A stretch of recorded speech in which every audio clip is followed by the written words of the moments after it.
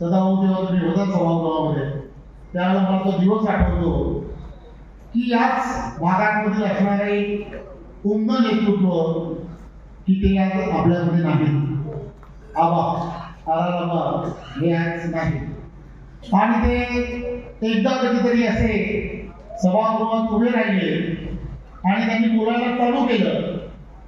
बोलायला चालू केल्यानंतर चांगल्यांची ते बोलती बंद झाली आणि त्यांनी ते कदाचित शेवटचं भाषण असेल.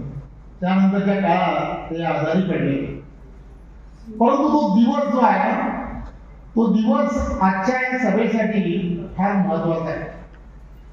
त्यांनी असं म्हटलं की मी काँग्रेस राष्ट्रवादी या आघाडीमध्ये बरेच वर्ष बरेच मोठमोठी पदं ही भूषवली, परंतु ही पदं भूषवली आणि मी फार प्रयत्न केला की नंबर 1 होण्याचा, परंतु मी काही नंबर 1 होऊ शकलो नाही. मी नंबर 2च आहे असं त्यांनी ते म्हटलं. हे भाषण जरा पूर्ण बघण्यासारखं आहे, ऐकण्यासारखं आहे. त्यांनी असं म्हटलं, सभागृहात असं म्हटलं की बाबांनो, तुम्हाला म्हणून सांगतो की नंबर 1 हा नंबर 1च असतो. नंबर 2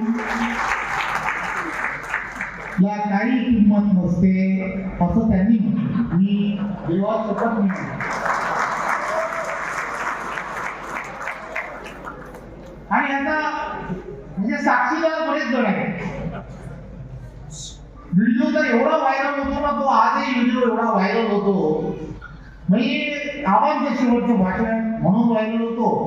परंतु मला आठवलं की मला एका वैभव मला वारंवार तेच सांगतो की बाबा हे असं झालंय तसं आहे. मी त्याला म्हटलं आता बाजूला घेऊन बाबा सदाभाऊ पण तेच म्हणताय, आबांवरती तर विश्वास ठेवा.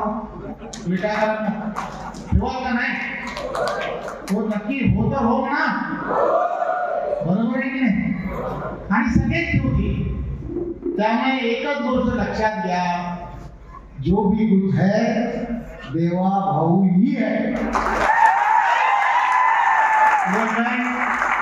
आप अपने लोगों को यही बताओ, ये देवा भाऊ है ना, सबका भाऊ है.